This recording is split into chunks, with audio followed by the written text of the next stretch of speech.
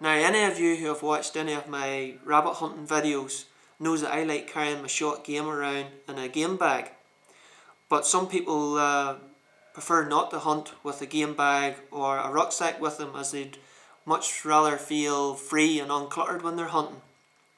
And there's nothing wrong with that, as I used to do it myself. But if you've had a particularly good night and you're carrying 4 or 5 rabbits or more around with you, you need an effective way to carry them. So I made one of these years ago. It's a simple game carrier that you can slide your hand through and carry game. This one has 8 loops on it, but you can put as many as you like on it. And you basically just hook the rabbit's legs or a pigeon's neck through the loop, and gravity does the rest. It's simple, cheap to make. You can scrounge it up, put it away in your pocket, take it out when you need it, and if you spot a rabbit in the distance, you can quickly sort of drop it at your heels and continue on stalking without the hindrance of carrying rabbits around with you. So I'll show you how to make that now.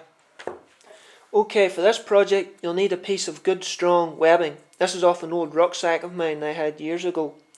But you can also use like an old webbed belt, or one of those old shoulder straps that came with a piece of luggage that you never use and is kicking around in a drawer somewhere. That will do nicely.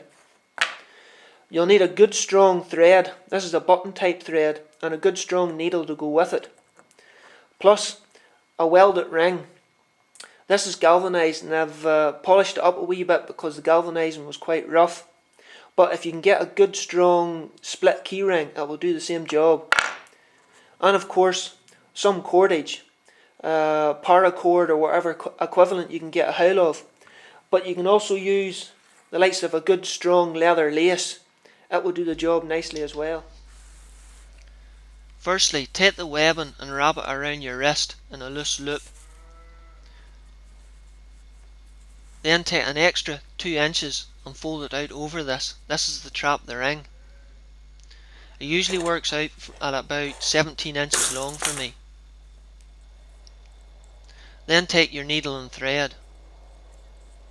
Unravel about 2.5–3 feet of thread. You're better having a little too much of this than too little.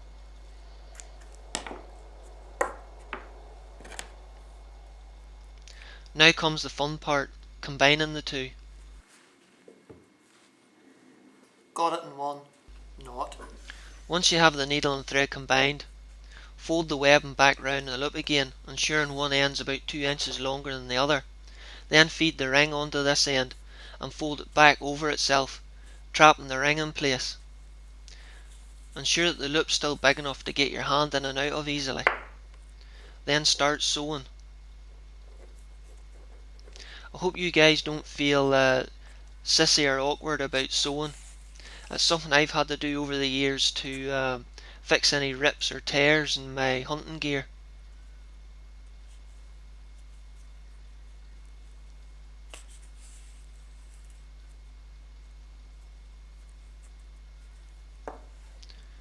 But we'll save you the boredom of looking at the whole thing and cut to the chase. Once you've made sure the thread is good and secure and not going to unravel when you've finished, snip the excess off. You can see here I've sewed it in a square or rectangular shape with one strand out across the middle diagonally. This should ensure that the job's good and strong and it's going to hold any weight I put on it. Then take your cord and cut them into 4 lengths of 26 inches long. Take each of the length and tie a simple knot in the end.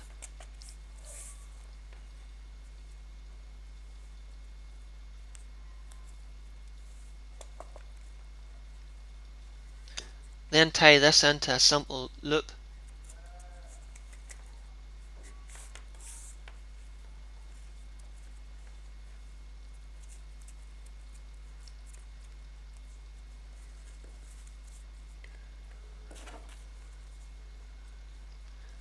Then feed the strand onto the ring.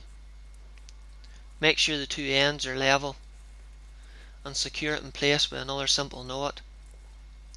Tie it reasonably tight to the ring, but not so tight to stop it from sliding freely around the ring.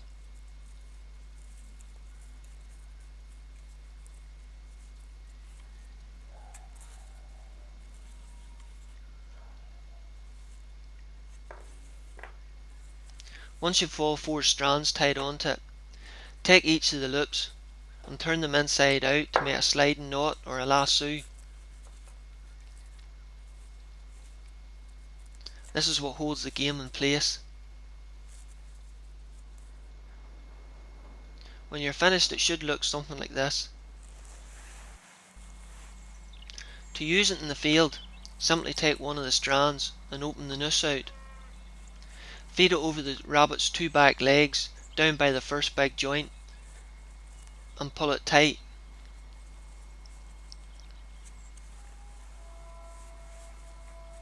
Then simply push your hand through the loop and away you go.